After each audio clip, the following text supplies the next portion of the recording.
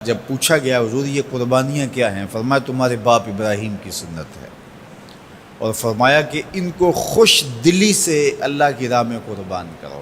قیامت کے دن یہ اپنے بالوں کے ساتھ، اپنے سینگوں کے ساتھ اور اپنے کھروں کے ساتھ آئیں گے، اور یہ بھی ارشاد فرمایا کہ کل پل صراط پر یہ سواریاں بن کے تمہیں پل صراط سے پار لگائیں گے۔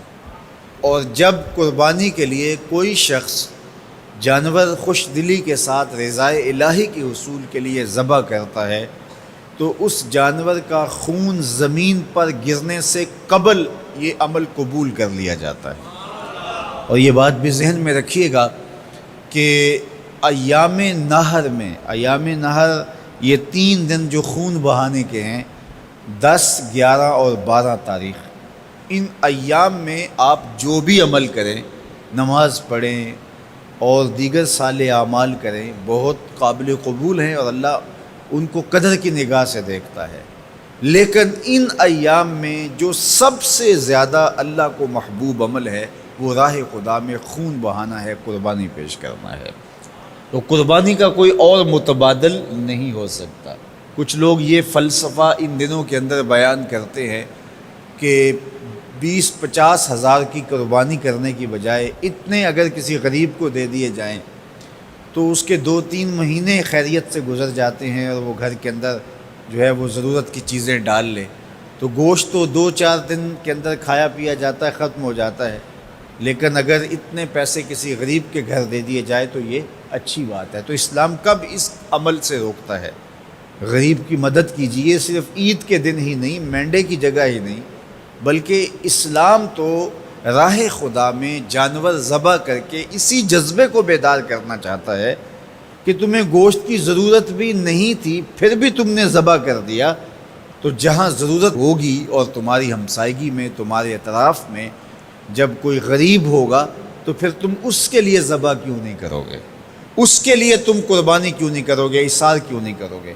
یہاں تو پھر بھی ہم گوشت خود کھا لیتے ہیں یا غرباء میں بانٹ دیتے ہیں، لیکن منا کی وادی میں جہاں لاکھوں قربانیاں پیش کی جاتی ہیں، وہاں تو جانور کاٹ کے اس کو ذبح کر کے بس چھوڑ دیا، اس کے گوشت سے غرض ہی نہیں ہوتی۔ زیادہ تر حجاج ایسے ہوتے ہیں جن کو یہ بتا دیا جاتا ہے کہ تمہاری قربانی کر دی گئی ہے، اور وہ فون کال کے انتظار میں یا حکومت وقت کی جانب سے دیے گئے وقت کے بعد حلق کروا دیتے ہیں۔ تو انہوں نے نہ اپنا جانور دیکھا ہوتا ہے، نہ اس کو ذبح ہوتے دیکھتے ہیں، تو صرف انہیں ٹائم بتلا دیا جاتا ہے یا ان کو کال کر دی جاتی ہے تو یہ ان کے لیے کافی ہوتا ہے۔ تو وہاں تو گوشت کھانا بھی مقصود نہیں، تو صرف اللہ کی رضا کے لیے جانور ذبح کرنا۔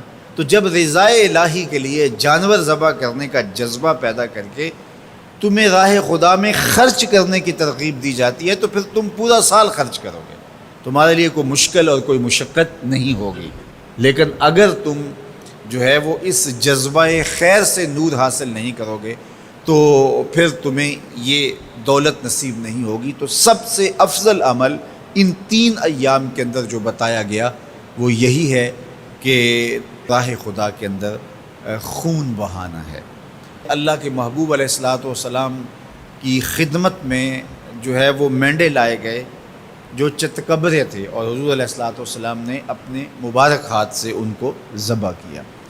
تو عید قرباں یہ ایثار کی عید ہے، یہ قربانی کی عید ہے، اور اسلام ہمیں قربانی سکھاتا ہے۔ اسلام لمحہ لمحہ قربانی ہے، ایک ایک ساعت اسلام قربانی کا نام ہے، اور ہمیں درس